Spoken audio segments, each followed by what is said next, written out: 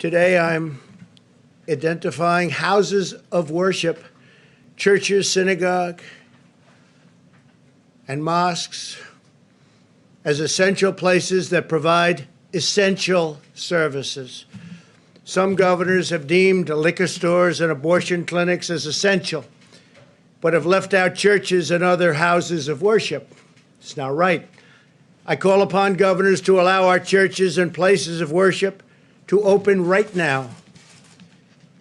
If there's any question, they're going to have to call me, but they're not going to be successful in that call. The governors need to do the right thing and allow these very important, essential places of faith to open right now for this weekend. If they don't do it, I will override the governors. In America, we need more prayer, not less.